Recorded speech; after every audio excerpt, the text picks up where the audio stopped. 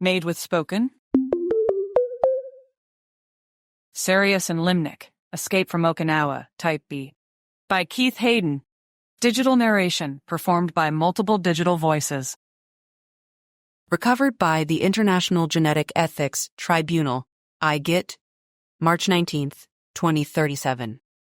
The following field archive was assembled from fragmented transmissions, field logs, and biological samples obtained during the Okinawa Containment Event of 2026. Sections of this record are incomplete, corrupted, or irreconcilable with account previously declassified by the United States Space Force, Department of Otherworldly Affairs, USSF, DOA. IGET acknowledges the presence of multiple, contradictory narratives surrounding these events. The authenticity of this version cannot be independently verified. Read with caution. Contents may disturb. Prologue. Archivist note. I knew before I saw the signature that this would be his final act. At the foot of a witness statement, the 4-letter mark was there. His tiny scribbled name, discreet, unflourished. A reminder that Dad had held this paper, sat over it, thought about it. This made my spine curve like a withering tree branch. This damned record, a sandy pit with an antline lying in ambush, is what he died for? By viewing its contents, I'd already begun the slow slide down. The greedy fine grains shifted beneath me. I was in the insectary now, watching the snap-limbed bugs writhe through glass, dismemberment on full display. At first I couldn't believe I'd have to stick my hands in there. I stared for a while, arms at my sides, just feeling my pulse flexing at my neck with Black Knight highway speed worry. But after a team of suits deposited 2 small truckloads of files into my study, I knew. The musty motes of dust swirled like flies over a cadaver. Everything smelled aged and alien. It had been there. In Okinawa, that dank island air was corrosive perfume, inhabiting anything that stayed within its perimeter for too long. Years of fighting bureaucracy, and it was finally here. Yet, even after running my finger over the top box's beaten sides, it still felt far away. The sun-scratched U.S. Space Force insignia, peeled chain of custody stickers, fingertip sweat sneers. So many hands had held the boxes without understanding why they existed at all. If I ever stepped foot on those shores, I would know it by the lingering scent of storied decay floating everywhere. I'm starting to understand why Dad never talked about it. Secret, that's how his feelings were classified. One stabbing pump of my heart forced me to recall how avoidant he always was. After I'd signed several release forms, the team of dark-suited delivery men began filing out. The man in charge lingered, looking up to me under average height, pores oozing greasy sleep debt on his face. He glanced at the boxes, then back at me. You sure you want to handle this alone, man? His neutral American accented voice carried concerned warning. We can leave a team to help catalog. I'm sure. I slipped my pen over the last form's signature line. No direct look at him. It's just, your father's estate specifically requested you, by name. Most family members, they take one look at a haul like this and... I'm not most family members. I'm the only family member, for now.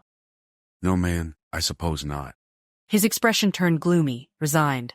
He blew his peanut butter sandwich breath out hard, then said, Well, I'm just saying, for nearly half a century, these files have occupied a single room in some hardly acknowledged U.S. military storage facility. Few went in there, and when they did, they signed their log, then quick stepped out. That's what I heard. It's like they're cancer-causing or cursed, or both. I understand. He looked as if he wanted to say more, or to try and protect me, this small, tired Asian woman, from the creatures in the boxes. He had the eyes of a half-time hero. I'll be going then. Sorry for your loss, and good luck with it. I shut the door, then heard a slide by the wall. The wall of curtains was a portrait with traveling eyes. Or was it something else? I suspected so.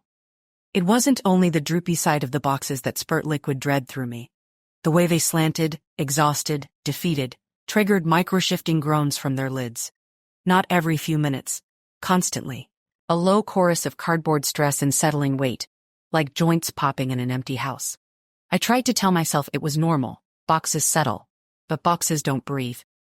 Whatever language spoke through those disembodied creases stayed indecipherable, but made me whip my head up in watchful paranoia. Every few minutes, every tap, every crack. Sometimes, when I was certain I'd been facing the window, I'd turned to find a box had shifted orientation. Corners now pointed at my desk. Lid slightly more ajar. As much as I didn't want to admit it, staring at the shoulder-high wall of sagging containers, there was a force emanating from them. Not metaphorical, physical. It steamed out subtly at first, like exhaust over asphalt on a balmy summer afternoon. Then it intensified. The air near the boxes had weight, as if the space itself had been compressed and now wanted to expand into my lungs. I breathed shallowly. Despite the climatized blow of air pushing wisps of my hair under the vents, the side of my body warmed when I passed by. My back flexed and arms shook when I lifted the first one down and pulled out the first file.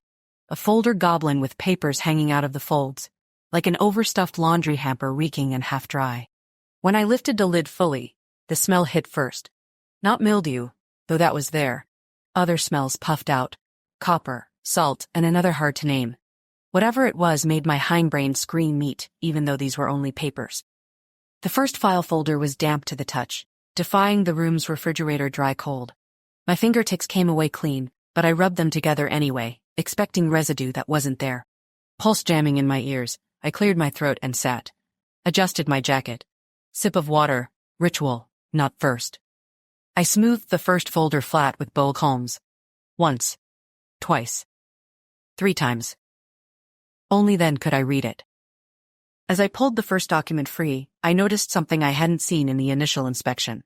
In the margin of a transmission log, someone had written in pencil, "They're listening." Even now. The handwriting wasn't my father's. I didn't know yet if that made it better or worse. But I was ready.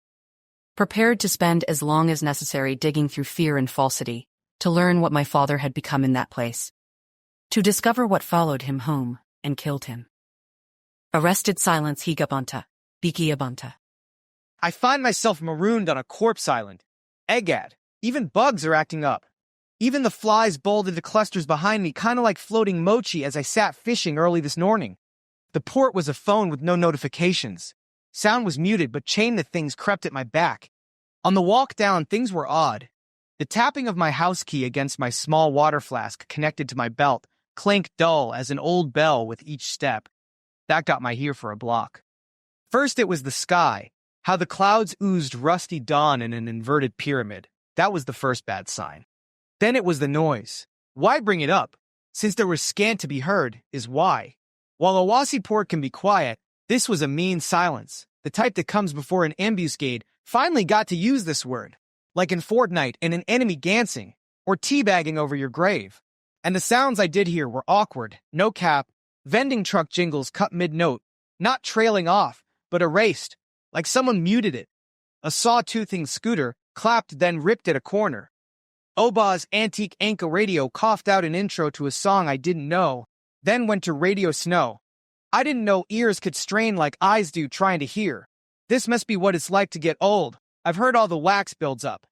It's like all sound was password protected, and one by one the owners forgot the secret code. Everybody got locked out. Strange. I reached my spot, and soundlessness came back. Funny quiet. Magi day. Nothing stirred. Frozen were trees. Frozen were cicadas. Frozen were waves. Water like a clean window after wiping. Spotless. Impossibly clean. Time took a break this morning, only resuming work as I sat with my rod out in the water. Took me a while to breathe normally after seeing that. Mama told me not to come out today, and said if I did to take my sister with me. But I couldn't be bothered. She takes crikey forever. Hoto uni me forever to get up and get ready. When I set out at 0530, I heard her light snores and smelled her Sabbath stink sleep from her futon. By the time I got back, in an hour, should still be sleep. Likely. 45 minutes passed. Nothing bit. My rod stayed useless, a toy floating the tide. Real lame. So I packed up to head home. At this point, the happy blue of the sky was well over the sad hue of the ocean. That damnable heat made my forehead shimmer. On the way back, the lack of normal acoustics made me walk faster. So I did. Outside the 7-Eleven, 2 elder whispered. Ships. One mumbled. Foreign ships westward near Itamar. I heard something about beasts walking ashore, half men, half shadows like Moreau's own vivisected creatures. Was this a joke? The other murmured. Heard the ships were empty. Coffins without crew. Goodbye. Who can say? Mom calls it Gajimaru gossip, says it's harmless, but still keeps her distance from those old guys. They talk too much nonsense. She said that with worry last week. I dreamed of ghosts after that. One's ferrying me off to faraway shores, to a place I shouldn't, yet needed to be. Wouldn't that be something? Trudging home, I looked up. The clouds still in that inverted pyramid, still pointing west. Yonatan, Shaitan. The shape hadn't moved in over an hour or two. Clouds don't do that, and cities make sounds. I went back to my ebook and ate a bento lunch. Meal was still sleep. Brothers in the battlefield. To let go of Lagon is to see a red R half attached. It clings to God's law of bloodletting. That idea came to me after another body smashed into the sand face down. Mouth open, hard sand dried his tongue further. Another death at my hand. Bro, you gonna paint a picture? Get your ass over here and get low. I ducked and dashed over to join my younger brother. Under the beating sun, Scorch's face was blacker than back home. His scraggled low beard had specks of coral in it. Spit came out when he said, Good. Good nigga, you made it. Was worried a little there. The two of us hunched behind a portable barricade. Another bomb, 2, then 3, exploded across the beach. From where I knelt, the siege smart shield appeared thin. The pinging of enemy fire on the other side made me wonder if it would maintain integrity. Between heavy breaths, I said, You didn't think I'd make it. Of course your bigorexia black ass was gonna make it. I'm more concerned about that shooter in the brush, and if Son can keep up, all that Pilates he do ain't no good here. A surge of scared made my arm tingle. I shook it to return the feeling. The grip of my rifle grounded me. It's good for balance and strength. He rolled his eyes. Hot shot bonus. Give me the weights any day. Last weight you saw was in line at the Redact Rat's Chow. Ha. Ha. You ain't funny. I signaled quiet, surprised it actually worked for once. From the staticky radio came Son's voice. Y'all read? I do, I said. I glanced at Scorch. He had been examining his rifle like an art piece. Then it moved on to staring at the unkept greenery to our right on the beach, no doubt envisioning how he would make it more orderly, control it. Or he was attempting to place the enemy unit that had been haunting us since we'd heard the first order. I gave him a shove. What? He jolted. I made 3 sharp taps at my ear. His annoyance took 40 seconds longer than I liked to fade, but he grudged stiffness. He switched his radio on and pressed his earpiece deeper into his thick skull. Oh, go ahead. We're good. Go, son. Unit completed, recon up, undone. Nigga, where you at? Scorch duck walked closer. 2 more pings of the barrier sounded just as he stopped. He dropped his head lower at the same time that I did. I'm up the beach on the seaside, dug in. They won't find me. Cool. What do you see? Enemy has approximately 5 units, and 2 shooters are on the jungle side. We knew that already. Son of a bitch spot was pinned out here. Did you find out anything actually useful? I punched Scorch in the arm and shook my head. He returned a flash of mocking laughter. Put your see-through lenses on. Son sounded as if he were gritting his teeth. I knew he was holding back, unleashing a scalding return to our youngest brother.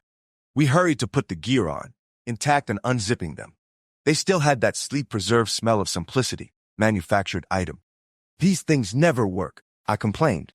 Biggest waste of fucking coin on these pieces. Scorch. Begin battle sequence. Drone shot, overhead recon feed.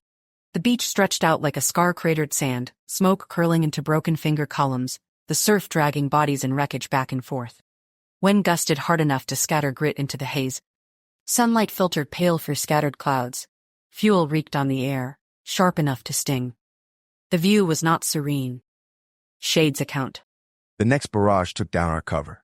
The smart shield cracked, hummed, and collapsed with a pathetic whine. I spat grit, muttered, piece of shit government dollars. Don't matter now. Scorch barked, already lifting his rifle. Time to go hot. His shot hit clean through the brush. The wet slap echoed back. There, Kirk. Another explosion rattled the barricade. The beach opened on us. You're overexposed. Don't dare. His voice snapped through the comms, clipped and tight. Scorch cursed. Just 'cause you get overexposed fast don't mean I do. Shut the fuck up. Eyes forward. I cut in, sliding beside him. Yeah. He grumbled. You don't gotta tell me twice. Roam shot, low sweep. Enemy fire streaked across the dunes. 2 signatures pinned their sights on our coordinates. Shade's account. Scorch wiped grit from his cheek, where a round had grazed him. He growled. Fuck that. I'm daring. He slammed his rifle into mine, magnetic coupler sparking. Shared mag locked. The barrel's flare white-hot muzzle flash stretching longer than it had any right to. Heat shimmered between us. Dare called. Overheat volley. His energy spiked. His exposure screamed red across the HUD. I cursed. Blurred into ghost step, my body jerking sharp as the dare drained me. Enemy fire trekked instantly. We rolled and spat rounds back. It was not a graceful maneuver. Scorch's weapon jammed. Enemy scope found him in that instant. I dove, smashed him sideways into the sand. That would have been a D-rank death, I snapped. He coughed grit, then smirked bitter. Ranking don't matter if I'm already smoking. We split, trying to flank. I circled left, he pushed right. Gunfire shredded the brush. The jungle seethed like it was alive. The plan was not flawless. Drone shot, new contact detected. A mechanical shriek cut through the wind. Hover signature appeared. Air bike. 15 feet off the ground. Rider armored. Weapon mounted. Shade's account. This ain't what I signed up for, I shouted. Scorch barked back. Aim for the fins! Drop the bastard! He fired, but the rounds pinged harmless off reinforced plating. The rider strafed us with heavier fire, pinning us into the sand. Sudden entry recorded. Some broke cover at last, calm and steady. Dare called, precision command. His energy burned steady, but already his exposure climbed fast. His voice cut the chaos into lanes. On me. Triangle. We locked in. Scorch blazing, me darting in, sun calling strikes. The rider tore the surf into blood mist spray. DOND.1. Exposure meters spiked in tandem. Shade plus Scorch attempted dual dare sync. Rounds staggered in rhythm. The outcome was not guaranteed. Sync slipped. Dare failed. Shade's account. The rider pressed the advantage, shredding the sand in lines. Then Sun's voice. Together. Now. We didn't hesitate. Triple dare called. Daybreak Trinity.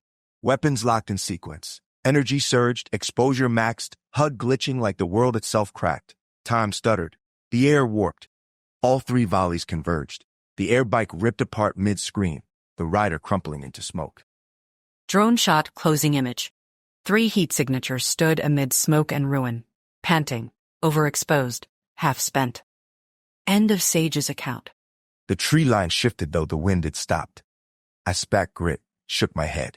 This fight ain't over. After the battle sequences and the brothers are reunited. Alone, a single tree multiplies, stretches, and shrinks to police lineup heights. Together, they form a barrier of tropical terror. Damn! Scorch stared forestward. What's over there? I joined him while behind me Sun was hot focused on his tablet, probably mapping out our next moves. You don't feel that? Feel what? Wind's picking up. Came out of nowhere. And something back there don't seem too happy about what we did. Late afternoon brightness was buried behind clouds. Yet even with less visibility, I saw what he was talking about. Sensed it too. Where the beach met the brambled bush, the jungle swung to some unseen rhythm. First with the low whip of branches, then with the prick of dried stickiness along my neck, then with the dank reek of the woods carried seaward into the corpse-chomping surf, until even the thin trunks, unarmored, stripped bare, bent as though they might break under the sudden invisible push. Don't you feel that? I heard Scorch say again. Feel what? Wind picked up. Fool, you just said that. What the fuck? I shot back. Shade, you say something? Scorch gave me a rare, genuinely curious look. I said, what the fuck? Oh, I thought I heard your voice from over there. He gestured at the tree line where the enemy had been. A choral formation of trees muttering some song of worship to ungodly union. They stared right at us. I didn't want to look at it anymore. Scorch, come on. I tugged at his arm, but he kept seeing over there. Shade! Yeah? This place is fucked. We gotta get off. Go home. He thumbed the chain on his chest. Signal of vow he acknowledged too late. That's all I knew. We will. We're gonna do it, bro. If they let us. He never took his eyes off the trees. Archivist dictated note. Review of field footage obtained from a helmet-mounted camera, presumably Shades. Present the grainy picture are Scorch and Shade. Both are seated on their loaded packs, two black in color lumps, hardly visible due to the time of day. Dusk is dimming in the sky. Trees rustling their shuff-shuff sound and small waves coming the shore are audible in front of their small fire. Begin review at 2356. Hey, nigga, did you see me get that one in the brush? Yeah. Why you sound so unenthused? Huh? I was? My bad, didn't mean to. Man, Niviam, see this why I don't be saying nothing to you ass. 'Cause why? You celebrating the kill like damn Afghan terrorist? See, my nigga, why? So, serious? Scorch stands and shoves him. Aha, you joker now. Shade shoves him back. Scorch steps back. No, but for real, you don't be listening. Always got your head somewhere else. It's like ain't nothing get through. Eat poor. Haha. I remember that one from the old Batman. I thought you would. Shade reaches under him, unzips his ruck, and pulls out two items. There's troubled fizz, followed by the signal popping of radio communication. Scorch finds his pack and sits, still looking past, almost through Shade. And you talk about me not paying attention. Well, what'd I do? You ass looking at them trees again. What's there? Nah, fool, it's nothing. That shit just like last night. Huh? You mumble something over there? Not a damn thing. You eating? Shade tossed a paper bag-toned ration at Scorch.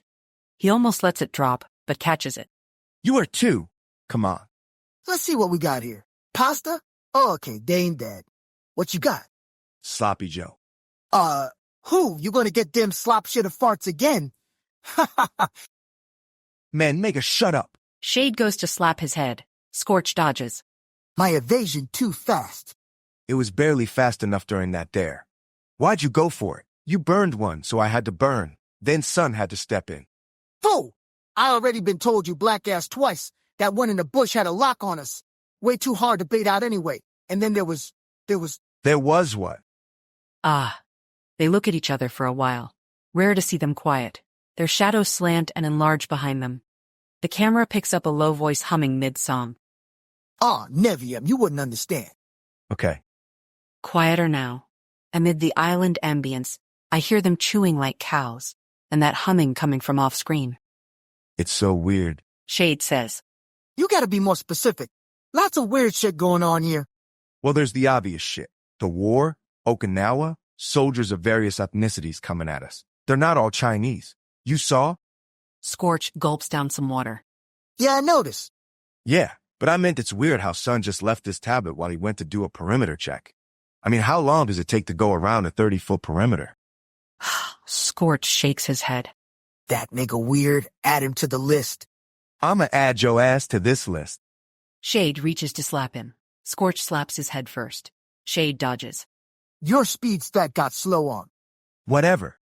Shade picks up the radio. Yo, Sun, what's good? Fine. Was just listening to an old song. While on perimeter check. I secured the perimeter 20 minutes ago. Oh. Y'all eating? Yeah. Got one for you. Good. Thought I smelled it. My mouth's watering. I'll heat it up for you. Cool. I'm going back. The radio clicks off. The humming continues louder now. Thrum hum from. Shade fumbles with Sun's ration packet, hands visibly trembling, drops it twice before getting it open. You good? Scorch asks, but he's not looking at Shade. Still watching the trees. Yeah. They're burnout. You feel it? No, I'm straight. Scorch's hands are steady as he shovels pasta into his mouth. No visible tremor despite his exposure readings having maxed during the triple dare. It's so weird. Shade says again. Scorch doesn't respond. Just chews. The firelight makes his face strange, half shadow, half orange glow. His eyes don't track with the conversation. 031:45, Sun returns. Sits across from them. Sets the tablet between his knees, screen glowing blue-white. His fingers move across it. Tap, tap, tap. Swipe. Tap. He doesn't make eye contact with either brother. Sun, bro, you gonna eat? Sun doesn't reach for the heated ration. Keeps working the tablet. The humming gets quieter. Shade's breathing audible now, faster, shallower. Thump thump thump picks up on the camera's audio. Yo, this occupation shit is insane. Scorch says suddenly. His usual cadence starts strong but dies halfway through. Like, okay, the Chinese here, fine. But you feel it? That other thing? Shade leans forward slightly. Camera angle shifts with the movement. What other thing? The presence. Like something's using the Chinese as cover. But it's watching from deeper. It's in the trees, the water, the air. It's in... End of Soar 2C. Scorch touches his chest, fingers pressing against his sternum. It's closer than it should be. The fire crackles pops, sends sparks into the dark. SS crack. Shade's posture tightens, shoulders up, head forward. You sound paranoid. I sound right. Sun's fingers stop. He looks up for the first time since sitting down. His gaze is direct, unblinking. He's not wrong. Sun says. This island is occupied in more than one sense. Layers of control. The Chinese are the outer layer. And what's the inner layer? Sun tilts his head quizzically. A long pause, approximately 4 seconds before responding. His expression is neutral, almost serene. Do you remember when we were kids, building that Lego town in the old lakeside house? Shade's head jerks slightly. Visible confusion in his posture. Scorch stops chewing mid-bite. Yeah, I'm really sorry he saved me from this to me. Shade says carefully. We spent 2 months on it? 2 months and 6 days. Sun's voice is soft but measured. We built it block by block. Every building, every street, every little park bench. We thought we were gods of that world. Scorch laughs, short. Sounds more like a cough than genuine amusement. Man, I remember. I kept trying to add the Batcave, and y'all kept saying it didn't fit the aesthetic. You still put it in the sewer system. Shade adds. His shoulders drop slightly. A flicker of warmth crosses his face, a half-smile that reaches his eyes for the first time since the recording began. We found it a week later. For approximately 6 seconds, all three are smiling.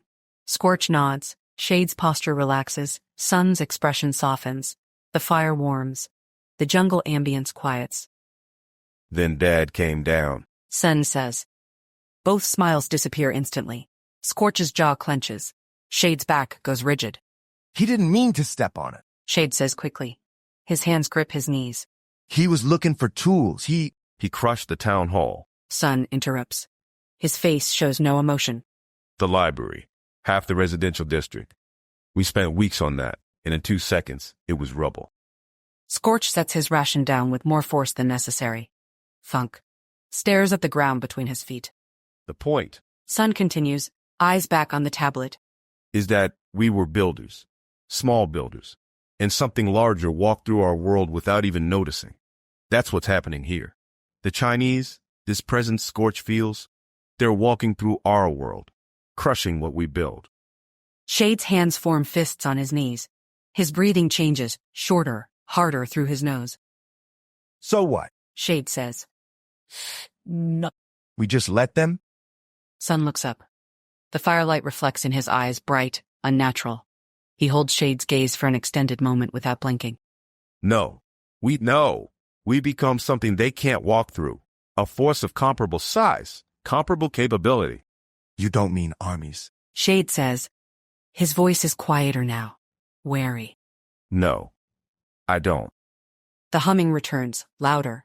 Thrum hum, long hum. The camera's audio distorts slightly, a digital warble overlaying the sound. What you mean then? Scorch's voice is higher pitched than usual. Almost childlike. He's staring at Sun with his head tilted, like trying to recognize someone from a distance. Sun doesn't answer. Returns to the tablet. Tap, tap, swipe. His face is illuminated by the blue glow, features cast in sharp relief. Shade opens his mouth. Closes it. Opens it again. Dad would have... Scorch's entire body goes still. His face hardens, eyes flat, mouth a thin line. Sun doesn't look up, doesn't stop working the tablet.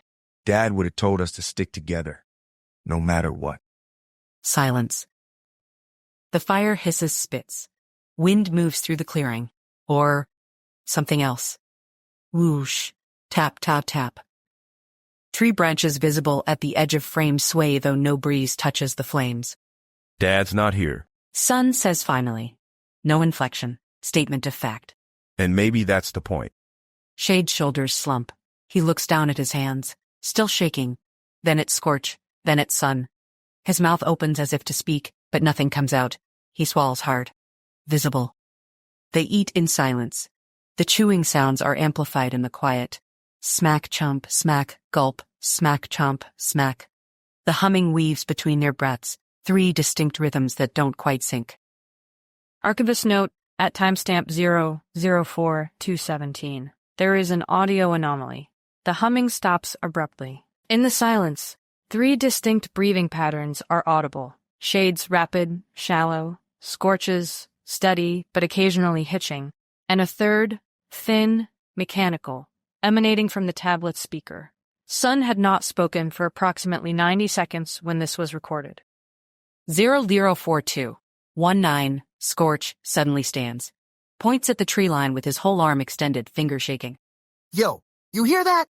Hear what? Shade's head whips toward where Scorch is pointing. Squints into the darkness. That voice is... Scorch stops. Blinks rapidly 3 times. Nah, never mind. What voice? As Scorch looks at Shade. Then his eyes drift past, unfocused, like looking through him at something behind. Your voice. Coming from the trees. You said foo. You just said that. What the fuck? Shade's entire body goes rigid. His eyes widen. Those were his exact words from approximately 23 minutes earlier at the post-battle tri-line. I didn't say anything just now. I know, but I heard you. The fire pops asterisk crack, snap, hisses, star. Sun's tablet screen flickers. For 2 to 3 frames, the reflection on Sun's face changes. The blue glow shifts to orange-red, highlights his features in a way that makes the shadows look burned, textured. Then normal blue light returns. Sun stands, tucks the tablet under his arm. His movements are deliberate, controlled. We should sleep in shifts. I'll take first watch. Sun. Shade half rises, one hand extended. Rest. We move at 60:00. Sun walks to the edge of the clearing, stands with his back to them, silhouetted against the darker jungle. The humming resumes, and the rhythm matches the rise and fall of Sun's shoulders as he breathes. Scorch lies down quickly, pulls his knees to his chest. His eyes stay open, fixed on the fire. Doesn't blink for over a minute. Shade remains seated between where his brothers are positioned. He looks left at Scorch, right at Sun's back, down at his still shaking hands. His chest rises and falls, deep breath, hold, slow exhale, trying to steady himself. M0048333. The last clear image before the timestamp cuts, the fire casting 3 shadows against the bunker wall. 2 shadows are stationary, 1 curled, Scorch, 1 sitting upright, Shade. The third shadow, tall, standing at the clearing's edge, elongates and contracts in a rhythm that doesn't match the fire's movement. Sun's physical body remains perfectly still, but his shadow shifts. Grows. Shrinks. Grows again. 7004837 feed corruption. Audio continues for 4 more seconds. The humming, 3 sets of breathing, 2 human, 1 mechanical, and a sound like click whir click, possibly the tablet, possibly something else.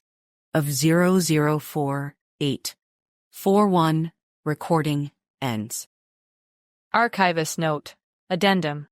This was the last footage recovered from Shade's helmet-mounted camera before the unit proceeded to Node 1 Zamami Island. The 3 brothers were never recorded together in a single frame again.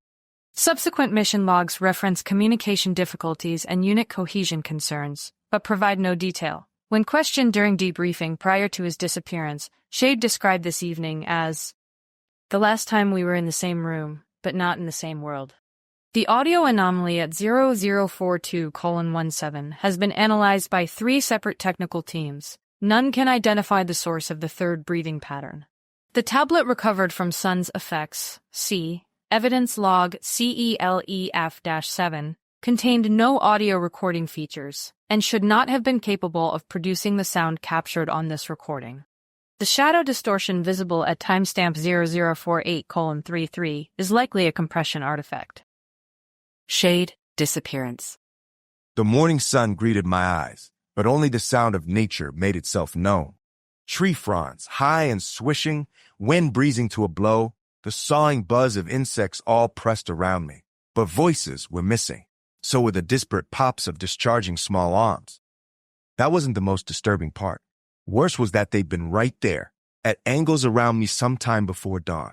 But now all that remained where their sleep mats had been were moist dark divots, outlines of their forms. I searched around. Through the spines of jungle, my sweat-blistered feet chafed, cuts dragged across my forearms. But there was nothing. Panic began to tear at my nerves at the possibilities. Taken, captured, or killed? I slapped my face and forced it to quit the near-crying contours. No bodies, no blood. They're alive. They're alive. In this hell, I forced myself to believe it. The morning now made itself known with its burning blades stabbing through the vegetation, and each lance of light thrust despair forward in my mind. I felt as if in the jaws of a great monster, prepared to be good for the day. Paranoid thoughts surveilled me as I circled the camp, and on the fourth spiral around, I saw them. 2 sets of uncovered footprints headed in opposing directions. Scorch? This has got to be it. The right way. But the sun's fucking with my head, so I got turned around a few times before getting out of that god-awful jungle. There's streets, shops, even people here like normal. The battle is way behind me, I think. What the fuck was that? Looked like that old man flashed a knife. Something there in the waistband. Ready to pull up. But no, it's just the sun's gleam. That's all. Nothing to freak about. The way these niggas look at me, god damn it, it's disturbing. Might as well be an alien here from another planet.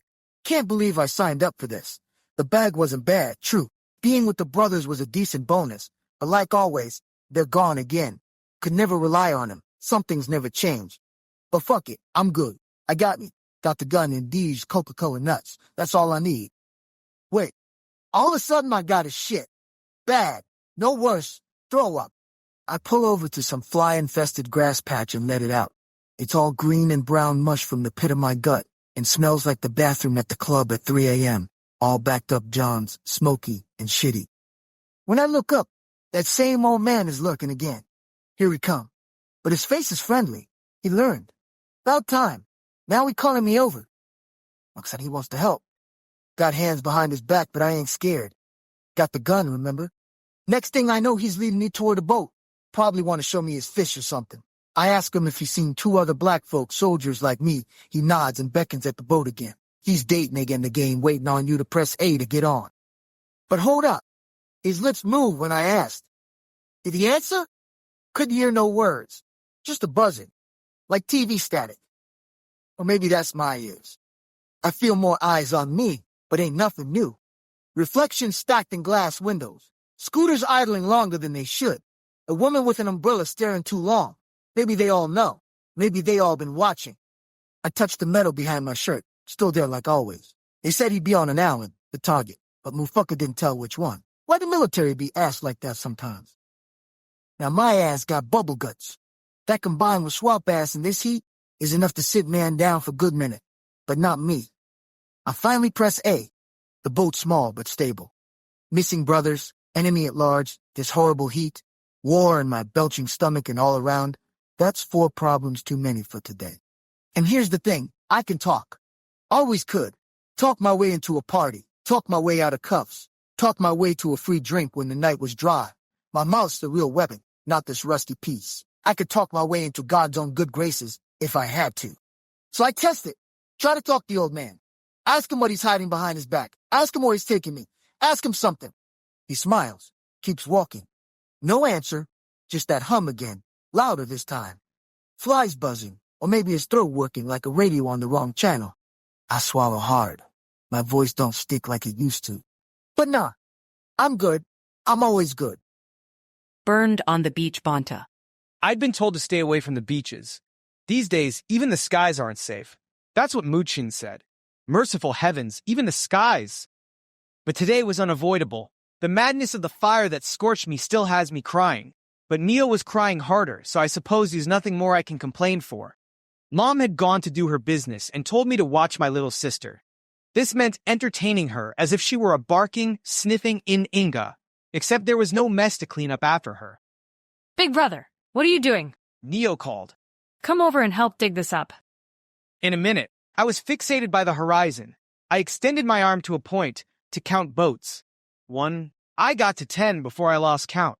On the Awe side, the floating masses were all fishing rigs, some small, others more robust. But here, they were war machines. Rumors on the radio were true. This is what they called a blockade, I thought. But I couldn't put my finger on why. Under a bright sky, choppy seas stuttered before me at the water's expanse. Some wind tousled my hair, and a jet's cry overhead stuffed out my hearing for a spell. The slip of a second was the beginning of a new terror. Meal? I turned slowly. Yet the only thing that greeted me was a plastic pink pail and kiwi green shovel sorted into the sand. Her small footprints led back to the pirate ship. Mio, where'd you go? You shouldn't go so far. My heart began pumping from the adventure afoot. I felt as if I were Prendick first glimpsing Moreau's Isle of Beast Freaks. I leaned in and began to track her. The pirate ship was always one of my favorite features of this beach. I imagine it running the rough waters, tossed here and there along the unforgiving waves of the Pacific, her pursued crew desperate, then marooned here long before Chatham had grown to encircle it. What fantasy! I thought of this as I weaved through the plastic hold, climbed the ladder to the crow's nest and surveyed the area. That's when the sharp realization made my heart thunder with a new piercing gallop. Mio is missing. My heart clattered, my skin prickled, my voice shriveled into sand. Mio, this isn't funny, come out! At that point, movement on the beach caught my eye. One of the boats, a smaller but still hardy vessel, had moved near the shore during my search. Doh! I immediately ducked. My breath came in quick wheezes. Something told me not to be found. But where was Mio? The situation went south fast. As silent as possible, I lowered myself to the main deck and concealed myself again. Convinced I couldn't be seen, I peek out over the edge of the ship. Across the between, where no more than 10 minutes prior I'd been standing, a group of men had gathered. I pointed my finger and made tiny pokes at air, counting. Perhaps there were a dozen. I heard one, a black guy with a craggly white and black beard, shout and gesture around. Then the others fanned out along the area. They were passing right by the ship. My heart jammed my throat. Stomach pressed flat, chest thumped, sweat ticked down my ear. Gadooks! Even my own breath threatened to expose me to these soldiers of unknown allegiance or intention. For some time I waited, until the sandy footsteps fell away. When I got up, there were only 3 men left by the boat. One was covered in a thick, tarp-like hood. The other was the Derzy's men who gave the orders, and another appeared Chinese, but gripped the wrist of a little girl. Mayo. Found her over by the basketball court bathrooms, he said. He thrust her forward toward the hooded man. This is no place for children. Not anymore? The black guy said. What should we do with her, C1? She might tattle. No, I won't tell. I'll be good. Mio's slight frame rattled. The hooded man stepped forward. There are few child subjects on the Zamami node. She may do well there. 2 birds with 1 stone? The bearded soldier fingered his weapon. Precisely. No? Get away from her! I rushed up as the hooded man reached out to her. In a flash of sungleam, 2 guns were aimed at me. I anticipated being cut down at any moment, but I heard no pops or bangs. As I ducked my shoulder to tackle him, I noticed how the air moved around him, all distorted and blurry. Then there was the heat, sweaty, humid, boiling, like standing over a stove, windows shut, no air, no mercy. Heat stacked on heat, execrable heat, profane heat, too much for flesh to bear. That's when his hand reached out and grabbed my wrist with magma intensity. What? Ha! The Beisho Bakemono burned me. Through my wet vision, I saw the igneous burning of the veiny lava flows of his wrist. The texture was that of the cutting coral shoals surrounding tide pools and housing all manner of sea life surrounding Okinawa. Pain kept me from outright pandemonium, sco short of madness.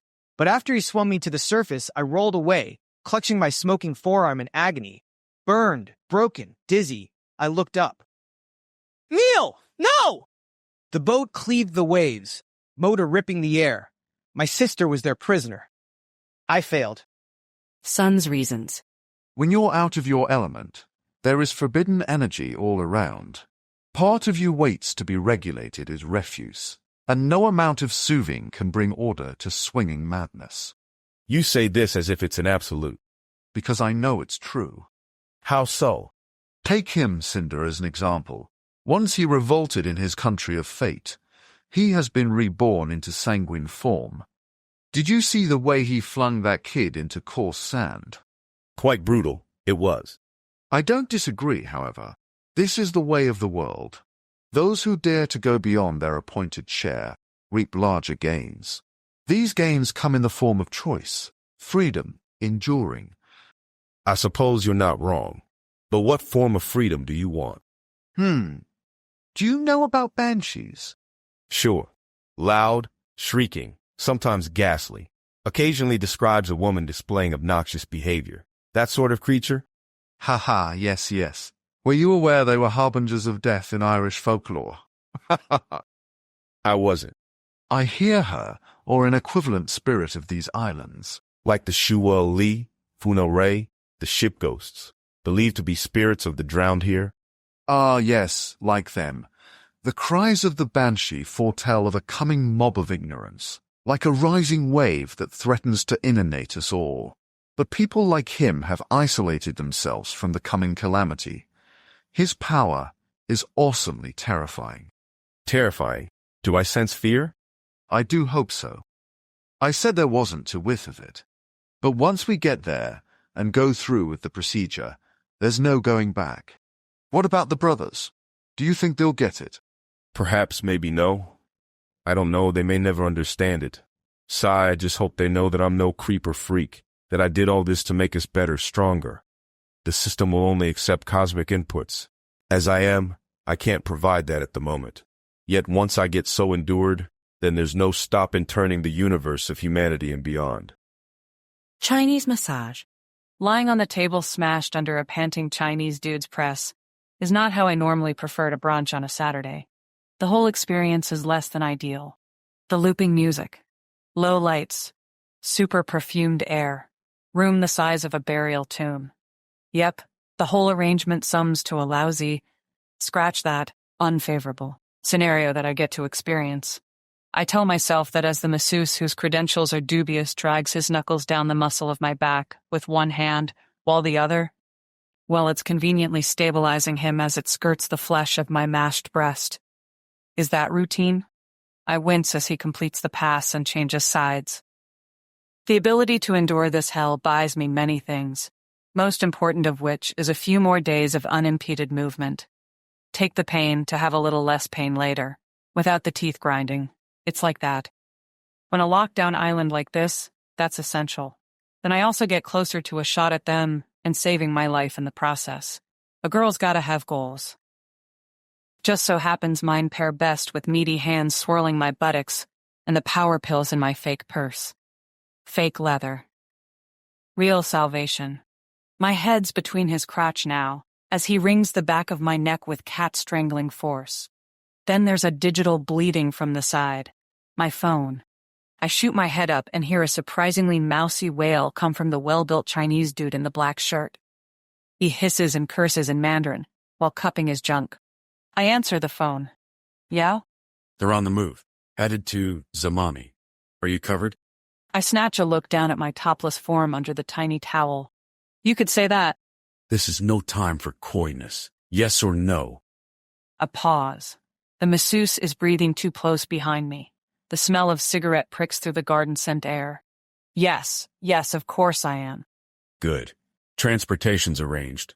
Condena Marina, 1800. They'll take you. Got it. Watch yourself. The first freak is with him. I thought I smelled something burning.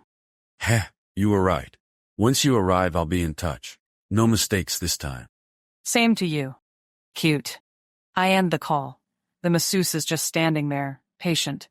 Then I drop the towel, sit up and reach for my bra and dress. No. He covers his eyes and sidles out of the room, red-faced. Well, there goes his tip. Archivist Note Number 2, Account Number 471.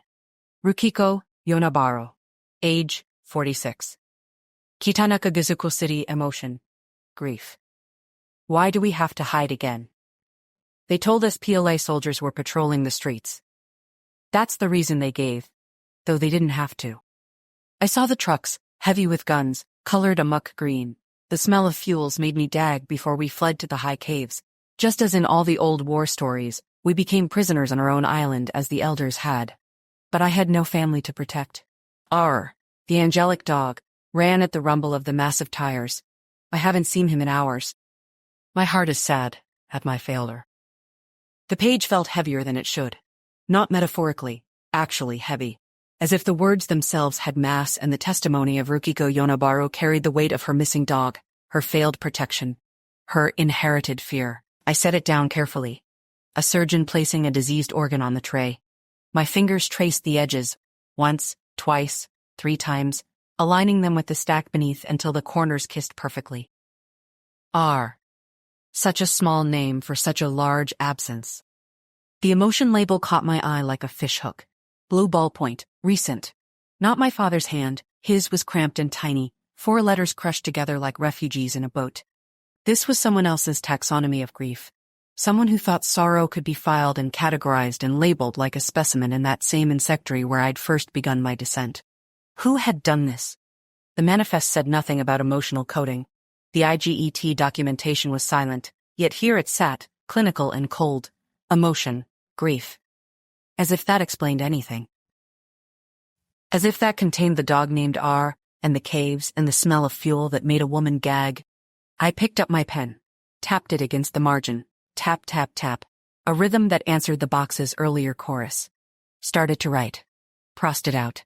The ink bled slightly on the crossing out, a small black wound. Started again. Check. Who added emotional categories? Not in manifest. Purpose, control, or something else. The next account, waited like a patient with a terminal diagnosis. Account number 302, Tatsuya Hiro, age 40, Naha City. Emotion, satisfaction. We heard them in the old Shuri Castle tunnels, the ones they said were sealed after the reconstruction.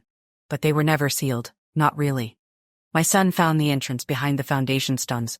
He went in with his friends. Only he came back out. He wouldn't say what he saw. Just kept saying it over and over. They're satisfied now. They're satisfied now.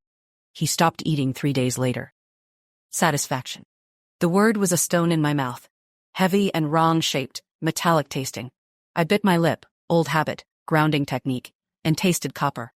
A child stops eating, and the archivist, not me, someone before me, someone who handled these papers with different hands, writes satisfaction, like it's a reasonable conclusion. Like satisfaction and starvation share the same root system. My margin note grew thorns as I rewrote it. Labeling system is wrong. Deliberately wrong? Check all emotional categories against content. Is this misdirection? Is this their language or ours? The boxes behind me settled with a long, drawn-out groan, the sound of old joints, old wood, old secrets trying to get comfortable in their confinement. I didn't turn around. Didn't need to. I could feel their attention, that portrait with traveling eyes sensation that had been my companion since the delivery men left. The shortest account sat on top of the pile like a gravestone. Account number 089, anonymous, Kin Town. Emotion, remorse. The darkness remembers. That was all. 5 syllables. The page had nothing else, no explanation, no context, just that phrase sitting there like a curse or a prayer or both. I turned it over. Nothing. Flipped it back. The darkness remembers. The paper was thicker than the others, textured like skin. My fingers didn't want to hold it. Because I'd seen this before. Not this account. I would have remembered this account. This brevity was horror, but the phrase itself. It lived somewhere in the stack I'd already catalogued, nested in another testimony like a parasite.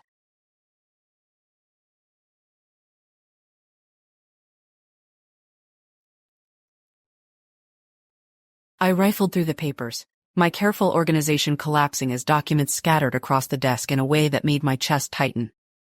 There. Account number 213.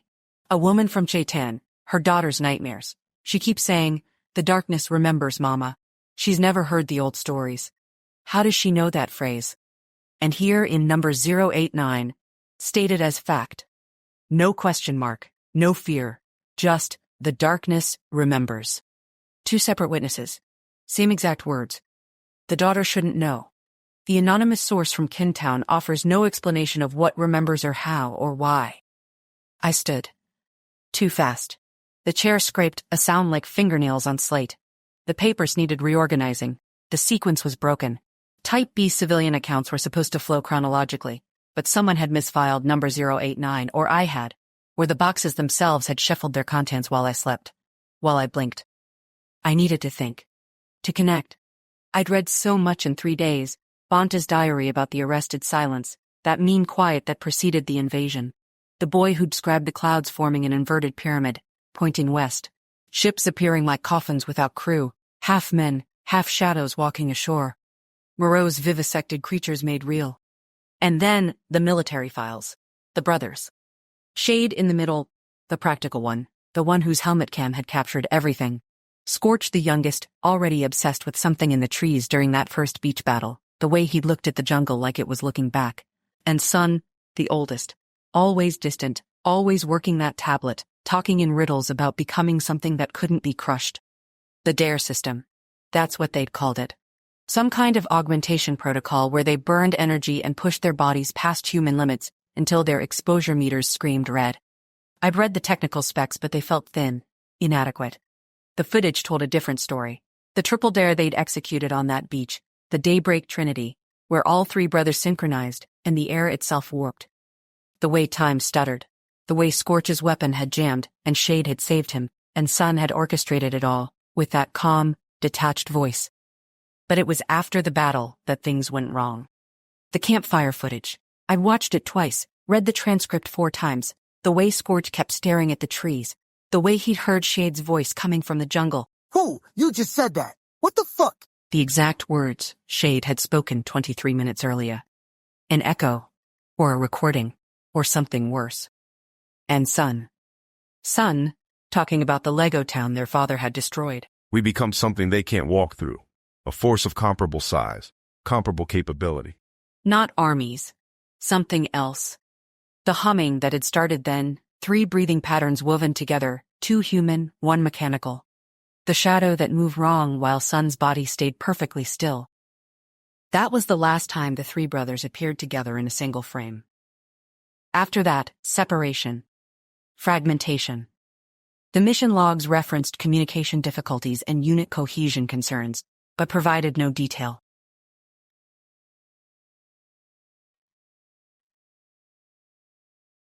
Shade had described that during his debriefing, before he disappeared, as the last time we were in the same room but not in the same world.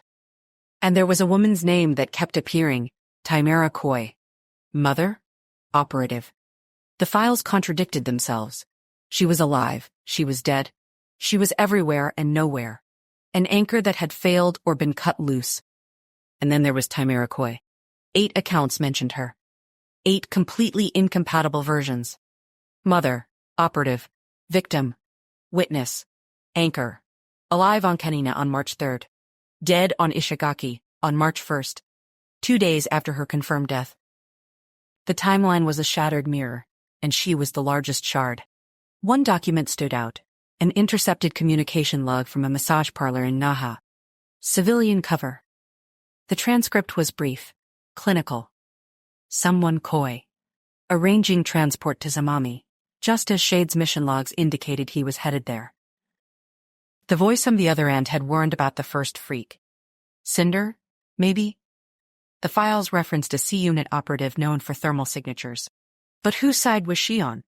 The phone call suggested she was tracking the brothers, but the word them could mean anything. Protecting?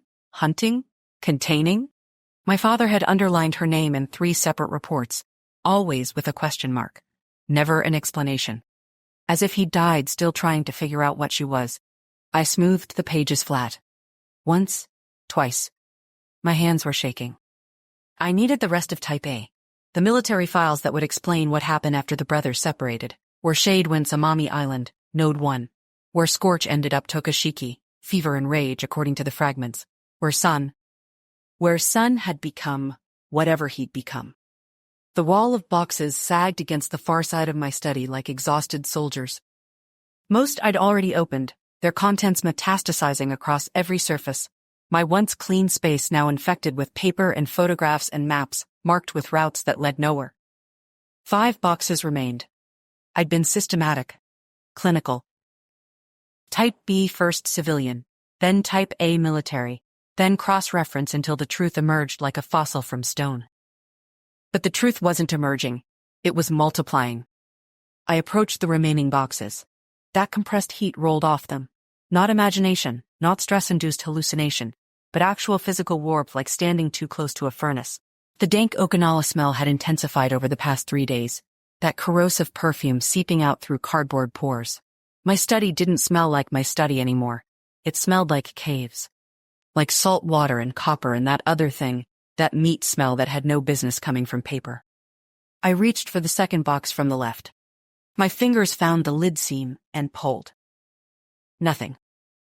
Not locked. Not taped. But fused. The cardboard had melted together or calcified or become one continuous surface, the seams still visible but non-functional, like a scar that had healed too tightly. I pulled harder, wedged my fingers into the gap. The space was there. I could see it, a shadow line where the lid should separate, but my hands wouldn't fit. Or the box wouldn't let them. The box resisted me, like a living thing protecting its organs. Water damage, I told myself. The manifest mentioned flooding. 2334, the Cadena facility. Moisture would do this, warp the cardboard, seal it shut through some chemical process I didn't understand but could research, could solve, because that's what I did. I solved puzzles. I made order from chaos. I was trained for this. But the box was dry. Desert dry. And warm. Always warm. I stepped back. Retrieved my notepad. Wrote carefully, each letter a small act of control.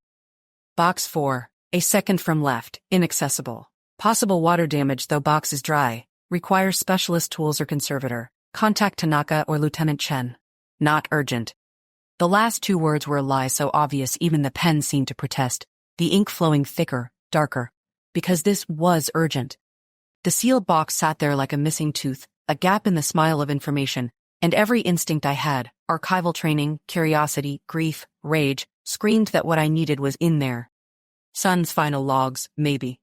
The explanation for why the brothers' voices had started echoing back from the trees.